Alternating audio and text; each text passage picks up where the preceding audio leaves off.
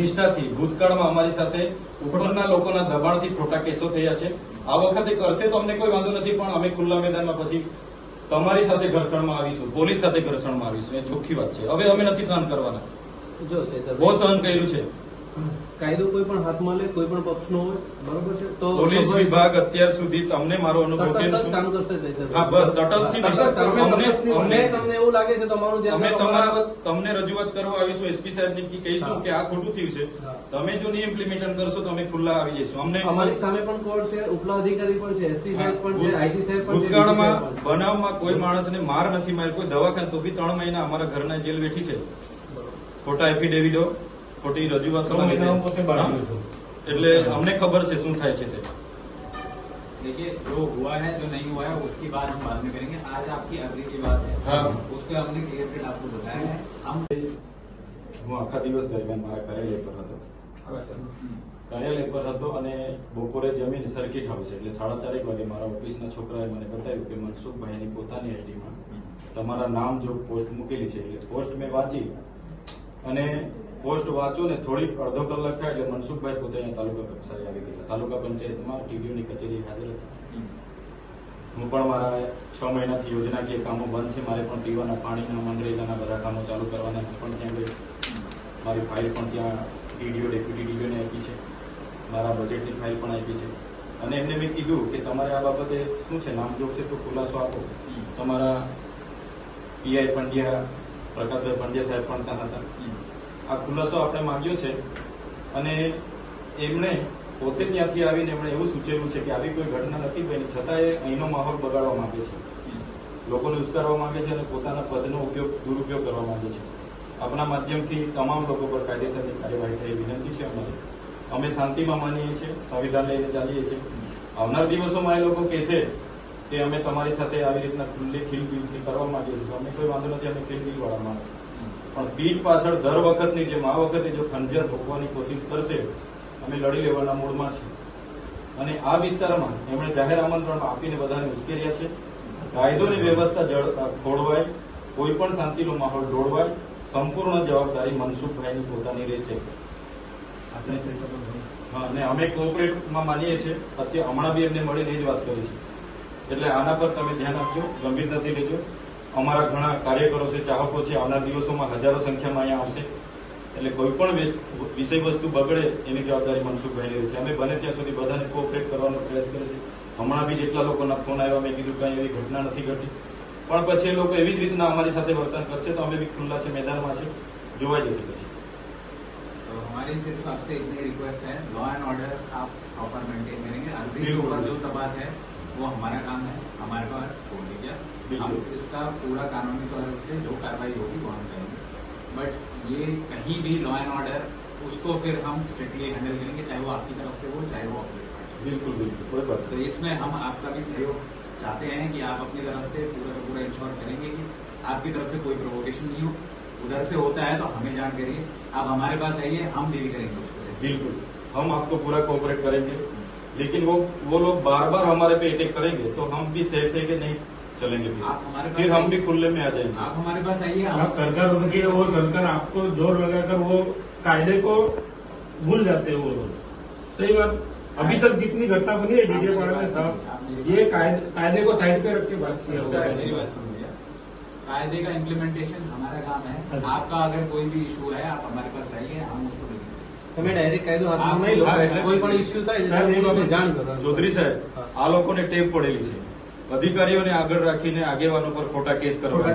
આ વખતે કેસ કરશે કે દુનિયા કરશે, અમે કોઈને બીવારા નથી, કેમ કે અમે સાચા છે. દર વખતે દબાવવાની વાત અમે સાંભળો, અમે પણ પોતે વેઠેલું છે, બરાબર. ધારાસભ્ય હોવાના નાતે તમારા સિસ્ટમે શું કોઓપરેટ કર્યું છે ને મને ખબર છે, બરાબર.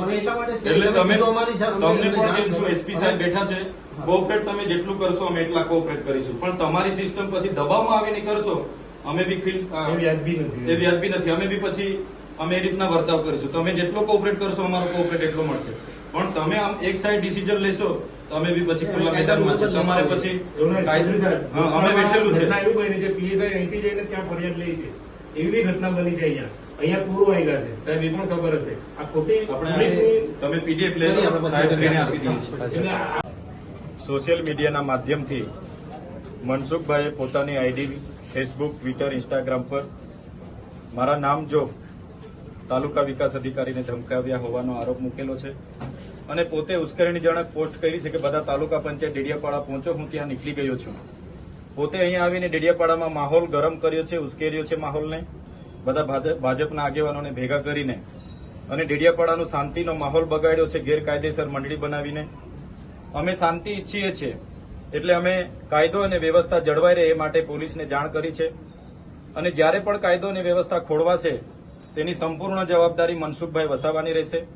અમે અમારા તરફથી પ્રયાસો કરીએ છીએ કે અમારા જેટલા પણ ચાહકો છે, અમારા કાર્યકરો છે, અમે બધા શાંતિ, બધાને આપના માધ્યમથી બી શાંતિની અપીલ કરું છું. પણ જે રીતે વહીવટીતંત્રએ ભૂતકાળમાં ભાજપના ઇશારે જે ખોટા કેસો ઉભા કર્યા છે એવી જ રીતે આ વખતે ખોટા કેસો ઉભા કરવાની કોશિશ કરશે અને અમને પરેશાન કરવાની કોશિશ કરશે તો આ વખતે સમગ્ર ગુજરાતના લોકો એક થયા છે. આવનાર દિવસોમાં ખોટા કેસો ઉભા થશે તે દિવસે આ જ પોલીસ સ્ટેશનમાં લાખોની સંખ્યામાં ગુજરાતના લોકો ઉપસ્થિત થશે. એની જવાબદારી પણ મનસુખભાઈની રહેશે. અમે શાંતિ ઈચ્છીએ છીએ. કાલે ઉઠીને પણ મનસુખભાઈ કહેશે કે ચૈતરભાઈ આવો આપણે બેસીએ તો અમે 5 આગેવાનો એમની સાથે બેસીને એનો શાંતિપૂર્ણ નિકાલ થાય એ પ્રયાસો અમારા રહેશે. પણ વહીવટી તંત્ર અને પોલીસ હોય કે ભાજપના લોકો હોય એમનો ખોફ જમાવવાની કે રોપ જમાવવાની વાત કરશે તો અમે છેલ્લી પાઈ પર ઉભા છે. આવનાર દિવસોમાં અમારે ઘર્ષણમાં ઉતરવું પડશે ભાજપ સામે કે વહીવટી તંત્ર સામે, તો અમે ઉતરવા પણ તૈયાર છીએ. છતાંય આજે આપના માધ્યમથી કહેવા માંગુ છું, જેટલા અમને સહકાર મળશે એટલો સહકાર એમને પણ આપીશું. ભૂતકાળમાં જે અમને વીતી છે એ જ પુનરાવર્તન થશે તો આવનાર દિવસો ડેડિયાપાડામાં સંઘર્ષ ઉભો થશે. એટલે આપના માધ્યમથી મારા કાર્યકરો, મારા ચાહકો બધાને હું વિનંતી કરું છું કે બધા શાંતિપૂર્ણ માહોલમાં પોતપોતાના ઘરે જઈને શાંતિથી આરામ કરો. જે પણ કંઈ થશે એ ન્યાયિક રીતે આપણે વિચારીએ છીએ. આપણે સંવિધાનમાં માનવાવાળા લોકો છે. આજે તાલુકા વિકાસ અધિકારીને એક ધારાસભ્ય તરીકે 6 મહિનાના કામો નથી થયા. બધું બારોબાર એજન્સીઓ સાથે એમણે આયોજન કર્યું. 6-7% મનરેગામાં લઈ લીધા, નલ સે જલમાં લીધા. બધી યોજનાઓ કરોડો રૂપિયા, આદિ આદર્શ ગ્રામના 68 કરોડ રૂપિયા વાપરી કાઢ્યા. વિકાસશીલ તાલુકાના 3 કરોડ 90 લાખ રૂપિયા વાપરી કાઢ્યા. નાણાં પંચના વાપરી કાઢ્યા. તો કેમ તમે એજન્સીઓને અહીંયા લાવીને અમારા ગરીબોના પૈસા વાપરવા બેઠા છો? એટલા માટે જ કામ કરાવવા માટે અમારી સૂચના હતી અને આ લોકોએ ખોટી ફરિયાદમાં ઉભા કરવાની કોશિશ કરશે તો આવનાર દિવસોમાં ખૂબ મોટું આંદોલન આ વિસ્તારમાં ઉભું થશે. અને અમે હવે સત્યની લડાઈ પર છે. અમે ક્યારે દબાવવાના નથી, સંવિધાનને લઈને ચાલીએ છીએ. એટલે આપના માધ્યમથી વહીવટી તંત્ર પર પણ અપેક્ષા રાખીએ છીએ કે આમાં ન્યાયિક તપાસ થાય, નિષ્ઠાથી તપાસ થાય. એકતરફી તપાસ થશે ને ખોટી કાર્યવાહી કે ખોટા કેસો ઉપજાવવામાં આવશે. આવનાર દિવસોમાં અમે હજારોની સંખ્યામાં રોડ પર ઉતરીશું અને બધાનો સામનો કરીશું. ધન્યવાદ. જય આદિવાસી. એમને છે ને એ પોતે ડેડિયાપાડાના નાગરિક નથી. એ પોતે હમણાં કોઈ પદ પર નથી. બરાબર. હમણાં લોકસભાની ચૂંટણી ગઈ છે. 4 જૂને રિઝલ્ટ આવશે ત્યારે જે તે વ્યક્તિ ચૂંટાય, હું ચૂંટાય કે એ ચૂંટાય, એ પદ પર રહેશે, સાંસદમાં એ રહેશે. બરાબર. આજે તાલુકા પંચાયતમાં કયા હોદ્દાની રૂએ એ ખુરશીમાં બેઠા છે કલાકથી, બધાને શું કરવા બોલાવ્યા છે?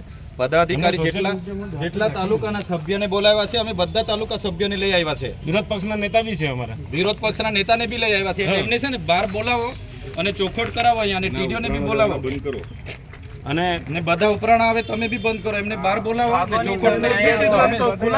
તો અહીંયા સ્થાનિક છે, આખી રાત જ અહીંયા બેસીશું. દર વખતે ટેપ પડી ગયેલી છે એ લોકોને. અહીંયા બધી જનતાના પૈસા ખાઈને ટેવાયેલા છે. 15-20 કરોડના કમલમ બનાવીને ટેવાયેલા છે.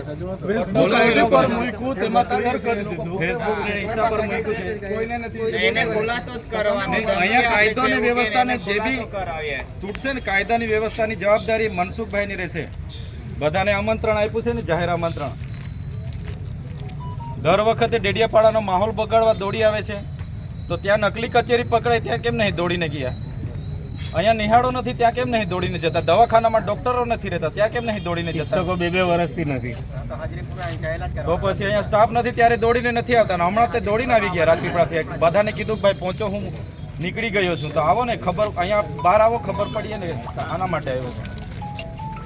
એટલે જ્યારે ને ત્યારે અધિકારીઓને આગળ કરીને ડામમાંની વાત. હા એમને છે ને એ પોતે ડેડિયાપાડાના નાગરિક નથી. એ પોતે હમણાં કોઈ પદ પર નથી. બરાબર. હમણાં લોકસભાની ચૂંટણી ગઈ છે. 4 જૂને રિઝલ્ટ આવશે ત્યારે જે તે વ્યક્તિ ચૂંટાય, હું ચૂંટાય કે એ ચૂંટાય એ પદ પર રહેશે, સાંસદમાં એ રહેશે. બરાબર. આજે તાલુકા પંચાયતમાં કયા હોદ્દાની રૂએ એ ખુરશીમાં બેઠા છે કલાકથી, બધાને શું કરવા બોલાવ્યા છે? પદાધિકારી જેટલા તાલુકાના સભ્યને બોલાવ્યા છે, અમે બધા તાલુકા સભ્યોને લઈ આવ્યા છે. વિરોધ પક્ષના નેતા બી છે અમારા. વિરોધ પક્ષના નેતાને બી લઈ આવ્યા છે. એટલે એમને છે ને બહાર બોલાવો અને ચોખવટ કરાવો અહીંયા, અને ટીડીઓને બી બોલાવો અને બધા ઉપરાણા આવે તમે બી બંધ કરો. એમને બહાર બોલાવો. અમે તો અહીંયા સ્થાનિક છે, આખી રાત જ અહીંયા બેસીશું. દર વખતે તમે 20 કરોડના કમલોમાં બને તો નિહાળ બનાવો અહીંયા. આવી રીતના માહોલ બગાડવા ડેડિયાપાડામાં દોડી નહીં આવતા. અમે બેઠા છે અહીંયા. અમે અહીંયા બેઠા છે ધારાસભ્ય તરીકે. એ 4 તારીખે ખબર પડશે. દર વખતે ટેપ પડી ગયેલી છે. તમારા વિસ્તારમાં કર્યા કરો. વિસ્તાર વાળા તમારે સમજવું જોઈએ. દર વખતે તૂટી પડો છો. બંધ કરો. તમારે સમજવું, દર વખતે તૂટી પડો છો. ભાન આવી જોઈએ તમને. હું લોકપ્રતિનિધિ છું. એક મિનિટ. કયા લોકપ્રતિનિધિ છો તમે? સાંભળો, હું ધારાસભ્ય છું.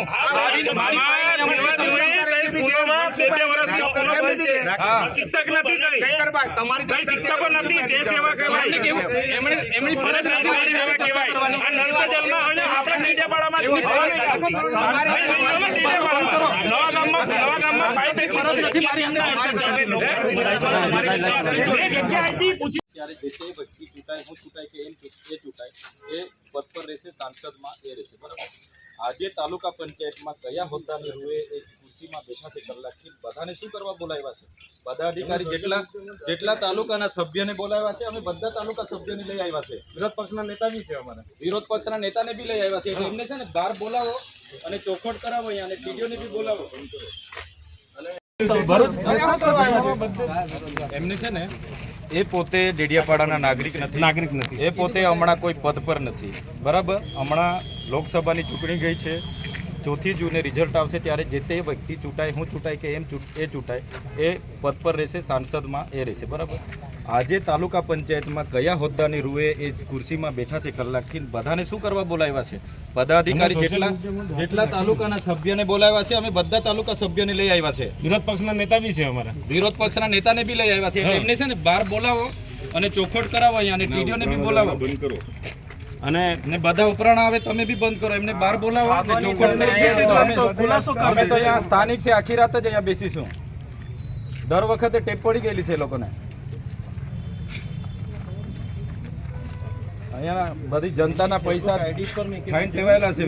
15-15, 20 કરોડના કમલમ બનાવીને ટેવાયેલા છે. ફેસબુક ને ઇન્સ્ટા પર મૂક્યું છે. કોઈને નથી. અહીંયા કાયદો અને વ્યવસ્થાને જે બી તૂટશે ને, કાયદાની વ્યવસ્થાની જવાબદારી મનસુખભાઈની રહેશે. બધાને આમંત્રણ આપ્યું છે ને, જાહેર આમંત્રણ. દર વખતે ડેડિયાપાડાનો માહોલ બગાડવા દોડી આવે છે. તો ત્યાં નકલી કચેરી પકડાય ત્યાં કેમ નહીં દોડીને ગયા? અહીંયા નિહાળો નથી ત્યાં કેમ નહીં દોડીને જતા? દવાખાનામાં ડોક્ટરો નથી રહેતા ત્યાં કેમ નહીં દોડીને જતા? શિક્ષકો 2 વર્ષથી નથી.